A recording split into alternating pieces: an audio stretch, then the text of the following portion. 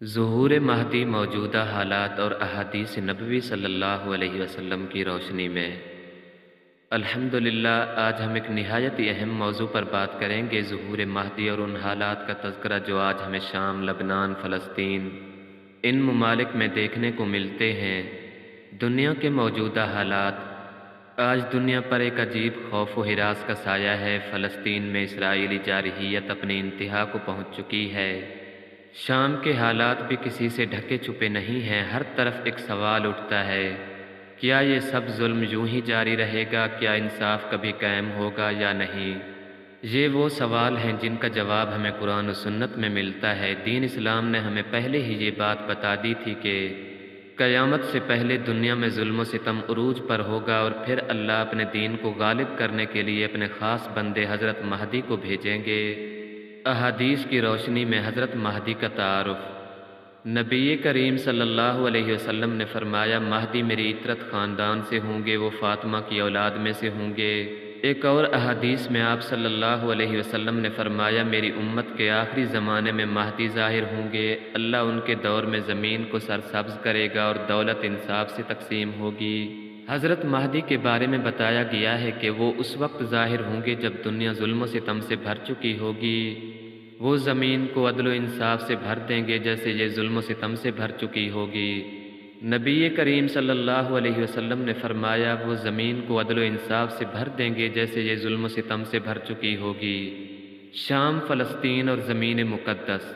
شام اور فلسطین وہ خطے ہیں جنہیں قرآن میں مبارک سرزمین کہا گیا۔ اللہ تعالیٰ فرماتے ہیں، اور ہم نے ابراہیم اور لوط کو اس سرزمین کی طرف بچا لیا جس میں ہم نے تمام جہانوں کے لیے برکت رکھی۔ آج وہی مبارک سرزمین ظلم و بربریت اور قتل و غارت کا شکار ہے، لیکن یاد رکھیں یہی زمین وہ جگہ ہوگی جہاں مہدی کا ظہور ہوگا اور یہاں سے اللہ کی دین کی فتح کا آغاز ہوگا۔ مہدی کا کردار۔ حضرت مہدی کے ذریعے دنیا میں ایک نئے دور کا آغاز ہوگا، ظلم و ستم کا خاتمہ ہوگا، عدل و انصاف کا بول بالا ہوگا، مسلمانوں میں اتحاد پیدا ہوگا، دین اسلام اپنی اصلی حالت میں پوری دنیا پر غالب ہوگا۔ یہ سب کچھ ہمیں ان احادیث سے واضح ہوتا ہے جو ظہور مہدی کے بارے میں ہیں۔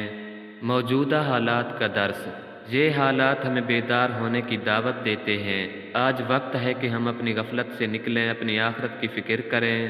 دنیا فانی ہے اور اصل کامیابی آخرت کی تیاری میں ہے۔ قرآن پاک ہمیں بار بار نصیحت کرتا ہے، اے ایمان والو، اللہ سے ڈرو اور ہر شخص دیکھے کہ اس نے کل کے لیے کیا آگے بھیجا ہے۔ میرا پیغام یہی ہے، اپنے اعمال کا محاسبہ کریں، اللہ اور اس کے رسول صلی اللہ علیہ وسلم کی تعلیمات کے مطابق زندگی گزاریں، دین اسلام کو اپنی زندگیوں میں عملی طور پر نافذ کریں، مظلوم مسلمانوں کے لیے دعا کریں، آخرت کی کامیابی کو اپنی اولین ترجیح بنائیں۔ یہ وقت غفلت کا نہیں بلکہ بیداری اور خود کو دین کی طرف لوٹانے کا ہے۔ آپ کی قیمتی وقت کا شکریہ۔ اگر یہ پیغام آپ کو اچھا لگا ہو، ہماری یوٹیوب چینل رشید علی وائس کو سبسکرائب کریں، ویڈیو کو لائک کریں اور اسے اپنے دوستوں کے ساتھ شیئر کریں تاکہ یہ پیغام زیادہ سے زیادہ لوگوں تک پہنچ سکے۔ شکریہ۔